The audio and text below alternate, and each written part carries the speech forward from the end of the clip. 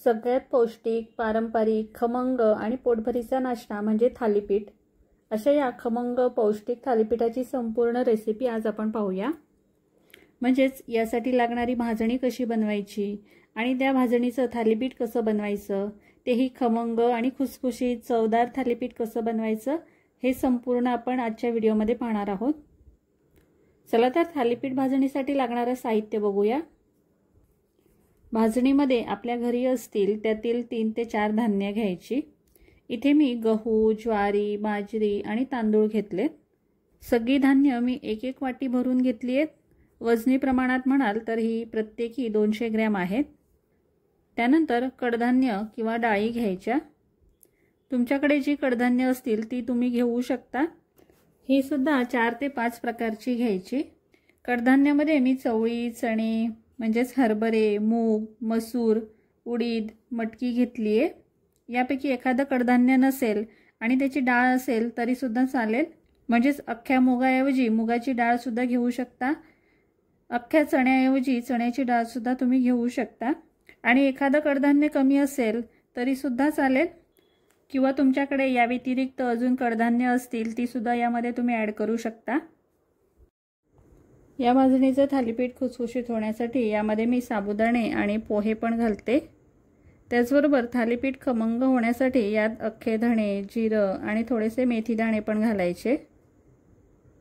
सगळी धान्य आणि कडधान्य एका ओल्या कपड्याने पुसून घ्यायची किंवा धुवून उन्हामध्ये सुकवून घ्यायची.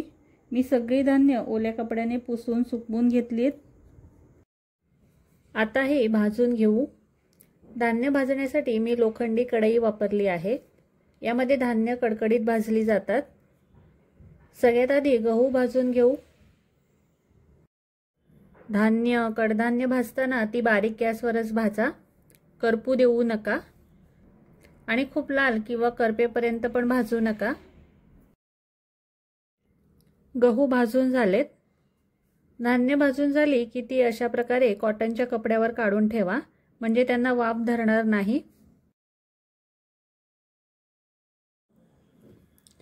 आता तांदूळ भाजू. सगळी धान्य शक्यतो सेपरेट भाजा, म्हणजे ती एकसारखी नीट भाजली जातील. प्रत्येक धान्याच्या आकारानुसार त्यांना भाजायला वेगवेगळा वेळ लागतो, त्यामुळे ती वेगवेगळीच भाजायची. तांदूळ सुद्धा खूप लाल होईपर्यंत भाजायचे नाही. बघा तांदूळ पण भाजून झालेत. हे पण काढून घेऊ. त्यानंतर बाजरी आणि ज्वारी मी एकत्रच भाजून घेते. ज्वारी बाजरी भाजायला सारखाच वेळ लागतो, त्यामुळे हे मी एकत्रच भाजते. ज्वारी बाजरी भाजताना सुद्धा ती बारीक गॅसवरच भाजायची. मोठ्या गॅसवर भाजली तर याच्या लाह्या फुटायला लागतात, त्यामुळे ही बारीक गॅसवरच भाजा. आणि ही सुद्धा खूप लाल होईपर्यंत भाजायची नाही. ज्वारी बाजरी कडकडीत गरम झाली की लगेचच काढून घ्यायची. आता कडधान्य भाजू. एकसारख्या आकाराची कडधान्य एकत्रित करून भाजू शकता. जसं मूग, मटकी, मसूर एकत्र भाजू शकता. ही सगळी कडधान्य भाजायला सारखाच वेळ लागतो. भाजणी कमी प्रमाणात असेल तर काही कडधान्य अशी एकत्र तुम्ही भाजू शकता. आणि भाजणी जर जास्त असेल तर सगळी कडधान्य, सगळी धान्य ही सेपरेट भाजून घ्यायची, म्हणजे ती व्यवस्थित भाजली जातात. बघा ही सुद्धा कडकडीत छान अशी गरम झालेत. कडधान्य भाजून झाली की ती सुद्धा कॉटनच्या कपड्यावर काढून घ्यायची. त्यानंतर चवळी आणि चणे ही दोन्ही मोठ्या आकाराची कडधान्य आहेत. ती मी एकत्रित भाजून घेते. जसं मी सुरुवातीला सांगितलं त्याप्रमाणे तुमच्याकडे ह्यापैकी कुठली कडधान्य नसतील आणि त्यांच्या डाळी असतील तर त्या डाळीसुद्धा तुम्ही इथे घेऊ शकता. डाळीसुद्धा भाजूनच घ्यायच्या. तुमच्याकडे यापैकी कडधान्य नसतील तर डाळी वापरा. डाळीऐवजी अशी सालीसकट कडधान्य वापरली तर भाजणी अजून चवदार आणि पौष्टिक होते. बघा इथे चवळी आणि चणे पण भाजून झालेत. त्यानंतर उडीद डाळ भाजू. माझ्याकडे सालीसकट उडदाची डाळ नव्हती, म्हणून मी ही साल काढलेली अख्खी उडीद डाळ घेतली आहे. उडदाची डाळ पटकन भाजली जाते. ही थोडीशी लालसर व्हायला लागली की लगेचच काढून घ्यायची. आता साबुदाणे आणि पोहे भाजून घेऊ। साबुदाणे पोहे भाजताना ते बारीक गॅसवरच भाजायचे। पोहे कुरकुरीत होईपर्यंत भाजून घ्यायचे। साबुदाणे भाजायला पण वेळ लागत नाही, पोह्यासोबतच ते पटकन भाजले जातात। त्यानंतर धणे आणि जिरं भाजून घ्यायचं। धणे आणि जिरं भाजताना ते करपू देऊ नका, नाहीतर भाजणीची चव बदलेल। यातून हलका भाजल्याचा वास यायला लागला की ते लगेचच काढून घ्यायचं। आता शेवटी गॅस बंद करून लगेचच या गरम कढईमध्ये मेथीचे दाणे परतून घ्यायचे। मेथी दाणे जास्त भाजायचे नाहीत, नाहीतर ते कडवट लागतात। बघा आपली सगळी कडधान्य छान खमंग भाजून झालीत। ही आता पूर्ण थंड करून घ्यायची। पूर्ण थंड झाल्यानंतरच ही सगळी एकत्र करून दळून आणायची।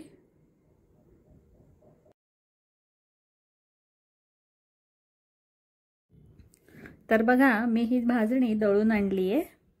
आपण नेहमीची चपाती भाकरीसाठी जे पीठ दळतो तसंच हे दळायचं। खूप छान सुंदर असा वास सुटला या भाजणीचा। मला तर लगेचच याचं थालीपीठ खायची इच्छा झाली आहे। चला तर मग वेळ कशाला घालवायचा, भाजणी तयार आहे तर पटकन याचं थालीपीठ पण बनवूया। एका वेळी जितकी थालीपीठं बनवायची असतील तितकी भाजणी परातीमध्ये काढून घ्यायची। आता यामध्ये चवीनुसार मसाले घालायचे। मसाल्यामध्ये हळद, लाल तिखट, गोडा मसाला, थोडंसं जिरं, ओवा, पांढरे तीळ, चवीनुसार मीठ घालायचं। हे सगळे मसाले अगोदर या कोरड्या भाजणीमध्येच मिक्स करून घ्यायचे। असं कोरडंच मिक्स केलं की सगळे मसाले एकसारखे मिक्स होतात।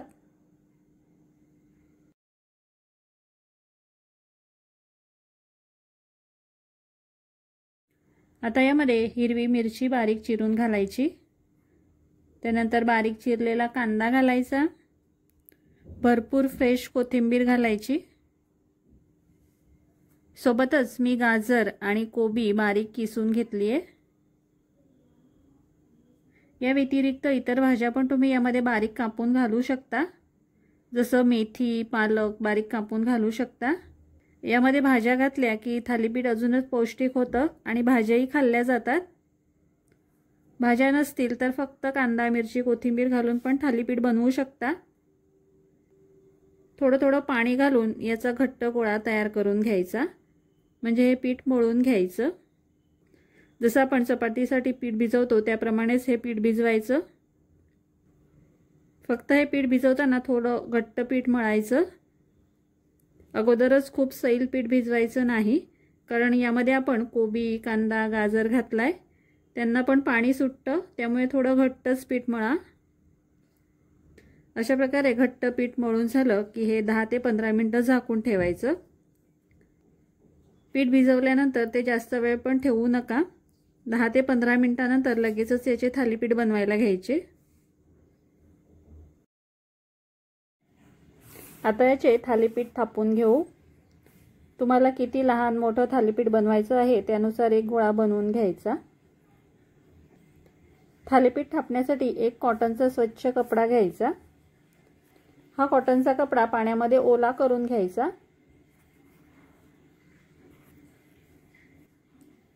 त्यानंतर तयार करून घेतलेला हा पिठाचा गोळा यावर ठेवायचा आणि हाताने अशा प्रकारे थापून घ्यायचं।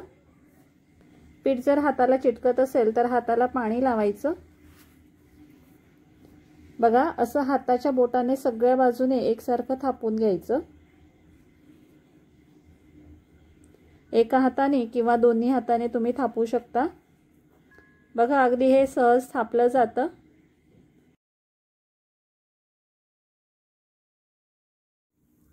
मधल्या भागात बोटाने असे होल करून घ्यायचे, म्हणजे थालीपीठ भाजताना यामध्ये तेल सोडता येतं। वरून थोडे तीळ घालू शकता, हे दिसायला छान दिसतात। चला आता थालीपीठ थापून झालंय, हे भाजून घेऊ। थालीपीठ मी लोखंडी तव्यावरच भाजणार आहे। तवा छान गरम करून घ्यायचा। यावर सुरुवातीला थोडंसं तेल किंवा तूप लावायचं।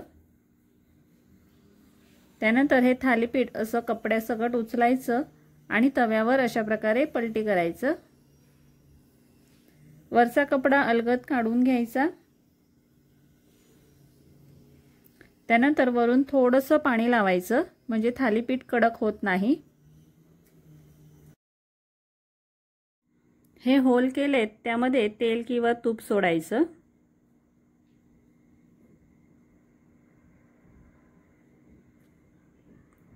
दोन्ही साइडने तेल किंवा तूप लावून थालीपीठ खमंग भाजून घ्यायचं।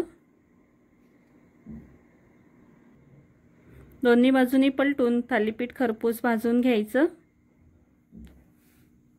बघा किती छान दिसतंय। थालीपीठ भाजून झालं की ते अशा प्रकारे जाळीवर ठेवा म्हणजे त्याला खाली पाणी सुटणार नाही।